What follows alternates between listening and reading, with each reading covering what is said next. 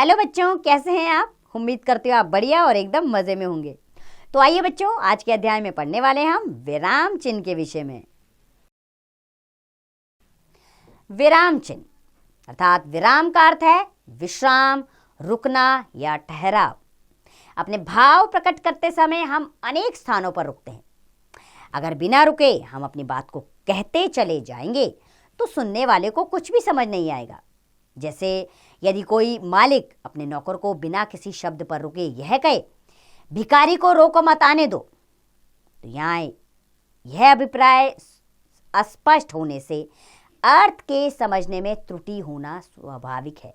अर्थात नौकर को समझ में ही नहीं आएगा कि मालिक ने क्या कहा। वो तो कहेगा कि भिखारी को ले आओ अंदर। हो सकता है कि नौकर इस वाक्य का अर्थ अपनी इच्छा अनुसार ले।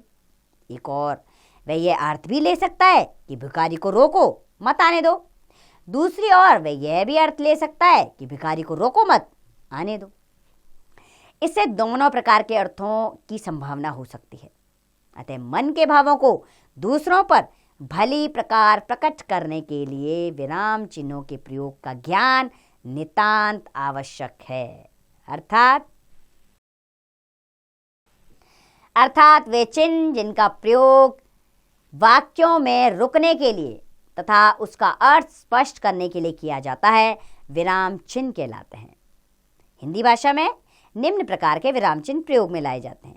पहला है पूर्ण विराम, दूसरा अल्प विराम, तीसरा अर्ध विराम, चौथा है उप विराम, पांचवा प्रश्न सूचक चिन्ह, छठा है विवरण चिन्ह, सातवां होता है योजक चिन्ह, आठवां है कोष्टक, नौवां होता है विस्मयादिबोधक चिन्ह, 10वां लाघव चिन्ह, 11वां होता है उद्धरण चिन्ह, 12वां विस्मित चिन्ह और 13वां होता है निर्देशक चिन्ह और 14वां समानता सूचक चिन्ह होता है।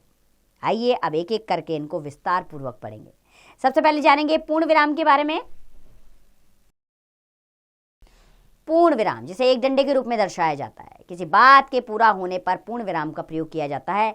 यह वाक्य की पूर्णता का बोध कराता है, अर्थात इससे स्पष्ट हो जाता है कि वाक्य यहाँ पर खत्म हो गया है। जैसे महेश देहरादून से आया है, वाक्य समाप्त, पूर्ण विराम लगाएंगे।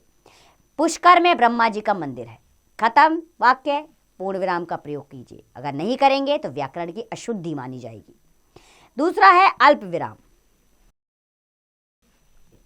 अल्प थोड़ा, अर्थात किसी शब्द के बाद थोड़ी देर रुकने या किसी शब्द विशेष पर बल देने, समान शब्दों को अलग करने, उपवाक्यों और वाक्यों को अलग करने के लिए अल्प विराम का प्रयोग किया जाता है। जैसे रीमा, प्रिया और गीता सगी बहनें हैं, तो रीमा और प्रिया के बीच में अल्प विराम का प्रयोग होगा। जो परिश्रम करेगा अल्प विराम आएगा, वह पास हो जाएगा। इसे कॉमा कहते हैं। ये इसका चिन्ह है। और तीसरा है अर्ध विराम। एक बिंदु ऊपर और नीचे कॉमा, अर्थात वाक्य में पूर्ण विराम से कुछ कम और अल्प विराम से कुछ अधिक रुकने के लिए अर्ध विराम का प्रयोग किया जाता है, अर्थात आधा रुकने के लिए इसका प्रयोग होता है। जैसे प्रणय तो पढ़ रहा था, मैंने ही उसे बुला लिया, तो प्रणय तो पढ़ रहा था, इसके बाद अर्ध विराम आएगा।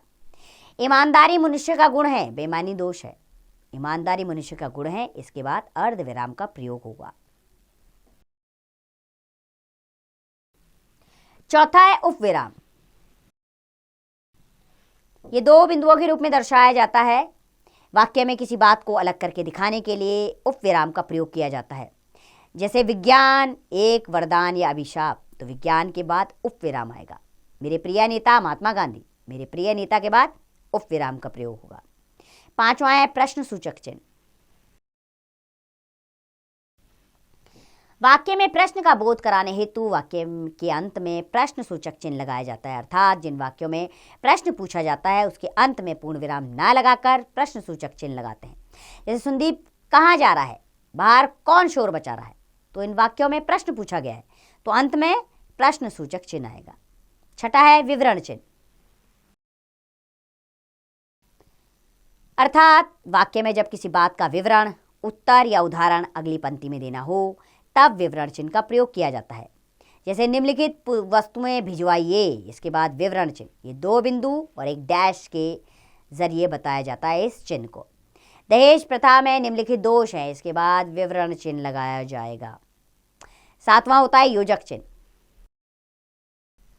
छोटा सा डैश, विपरीतार्थक शब्द युग्मों के बीच अथवा दो शब्दों को एक साथ कहने, तुलनात्मक शब्दों आदि के साथ योजक चिन्ह का प्रयोग किया जाता है। जैसे रात दिन धीरे धीरे, इनके बीच में योजक चिन्ह आएगा। इस कलयुग में लक्ष्मण सा के बीच में योजक चिन्ह आएगा। भाई मिलना मुश्किल है। 8वां है कोष्टक अर्थात ब्रैकेट। वाक्य में प्रयुक्त कठिन शब्दों के अर्थ, क्रम सूचक अंक तथा अक्षर प्राय कोष्टक में दिए जाते हैं।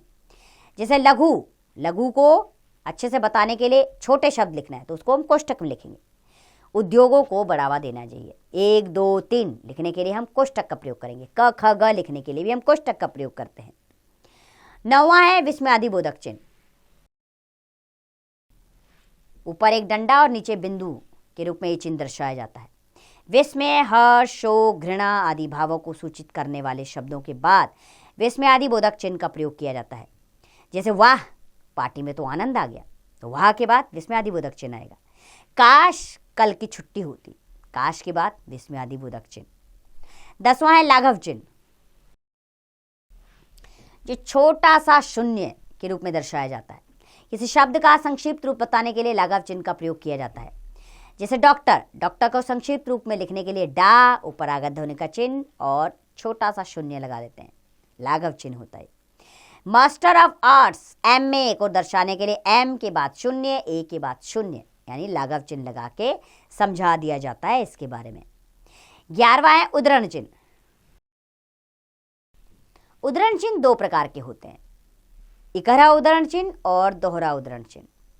इकहरा उद्धरण चिन्ह क्या होता है? सिंगल, किसी विशेष व्यक्ति, लेख, पुस्तक के शीर्षक या किसी लेखक अथवा कवि के उपनाम में इकहरा उद्धरण चिन्ह प्रयोग किया जाता है। जैसे रामधारी सिंह दिनकर उनका उपनाम है तो इसको इकहरे उद्धरण चिन्ह में रखेंगे, हिंदी के महाकवि थे। नंदन बच्चों की लोकप्रिय पत्रिका है, नंदन के लिए भी इकहरे उद्धरण चिन्ह का प्रयोग होगा। अब आता है दोहरा उद्धरण चिन्ह, जहाँ किसी पुस्तक से कोई वाक्य, अवतरण या किसी व्यक्ति का कथन बिना किसी परिवर्तन के उद्धृत किया जाए, अर्थात बिना उसमें कोई परिवर्तन किए उसे ज्यों का त्यों लिया जाए, वहाँ दोहरा उद्धरण चिन्ह प्रयोग किया जाता है। जैसे हमारे प्रधानमंत्री ने कहा कश्मीर भारत का अभिन्न अंग है, तो उन्होंने क्या कहा? कश्मीर भारत का अभिन्न अंग है, इसे दोहरे उद्धरण चिन्ह में रखेंगे। नेताजी का नारा था तुम मुझे खून दो मैं तुम्हें आज़ादी दूंगा, उन्होंने क्या कहा? तुम मुझे खून दो मैं तुम्हें आज़ादी दूंगा। तो इस वाक्य को हम दोहरे उद्धरण चिन्ह के अंदर रखेंगे। 12वां आता है विस्मृत चिन्ह, अर्थात वाक्य लिखते समय भूलवश जब कोई शब्द बीच में छूट जाता है तो वहाँ विस्मृत चिन्ह का प्रयोग किया जाता है। इसे त्रुटिपूरक या हंसपद चिन्ह भी कहते हैं। जैसे कि कुतुब मीनार एक प्रसिद्ध इमारत है, अगर आप प्रसिद्ध शब्द लिखना भूल गए तो आप विस्मृत चिन्ह लगाइए नीचे और ऊपर प्रसिद्ध शब्द को लिख दीजिए। जैसे नशा स्वास्थ्य और शरीर को नष्ट कर देता है, नष्ट लिखना भूल गए तो विस्मृत चिन्ह लगाइए बीच में और ऊपर नष्ट शब्द लिख दीजिए। याद रखिएगा जिस जगह पर वो शब्द लिखना था आप विस्मृत चिन्ह वहीं पर लगाएंगे। 13वां है निर्देशक चिन्ह, अर्थात वाक्य में किसी कथन से पहले संवादों व वार्तालापों में नाम के बाद या किसी बात का उदाहरण देने के लिए निर्देशक चिन्ह का प्रयोग किया जाता है। जैसे कि रवि के बाद निर्देशक चिन्ह आएगा, मैं आज बाहर जा रहा हूं। अध्यापक ने क्या कहा, उसके बाद निर्देशक चिन्ह, प्रातःकाल सैर करनी चाहिए। और 14वां व अंतिम चिन्ह है हमारा समानता सूचक चिन्ह, बराबर का निशान। जब एक वस्तु की तुलना या समानता दूसरी वस्तु से की जाती है तो दोनों के बीच में समानता सूचक चिन्ह लगाया जाता है। जैसे 1 मीटर में कितने सेंटीमीटर होते हैं? 100 सेंटीमीटर। तो इसे कैसे लिखेंगे? 1 मीटर बराबर 100 सेंटीमीटर, यानी समानता सूचक चिन्ह लगाएंगे। बराबर 1000 मिलीलीटर, अर्थात 1 मीटर 100 सेंटीमीटर के बराबर और 100 सेंटीमीटर 1000 मिलीलीटर के बराबर होता है। तो बराबर को क्या कहते हैं? समानता सूचक चिन्ह भी कहते हैं। तो आइए बच्चों एक बार आपके अभ्यास के लिए इस अध्याय को दोहरा लेते हैं। अर्थात वे चिन्ह जिनका प्रयोग वाक्य में रुकने के लिए तथा उसका अर्थ स्पष्ट करने के लिए किया जाता है विराम चिन्ह कहलाते हैं। हिंदी भाषा में प्रयोग में लाए जाने वाले विराम चिन्ह हैं पूर्ण विराम, अल्प विराम, अर्धविराम, उपविराम, प्रश्न सूचक चिन्ह, विवरण चिन्ह, योजक चिन्ह, कोष्टक, विस्मयादिबोधक चिन्ह, लाघव चिन्ह, उद्धरण चिन्ह, विस्मृत चिन्ह, निर्देशक चिन्ह और समानता सूचक चिन्ह। किसी बात के पूरा हो जाने पर पूर्ण विराम का प्रयोग किया जाता है।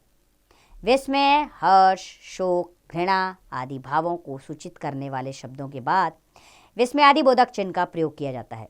उद्धरण चिन्ह दो प्रकार के होते हैं, इकहरा उद्धरण चिन्ह तथा दोहरा उद्धरण चिन्ह। उम्मीद करती हूँ बच्चों ये अध्याय आपको अच्छे से समझ आया होगा। अब इसका अभ्यास कार्य आप स्वयं कीजिए।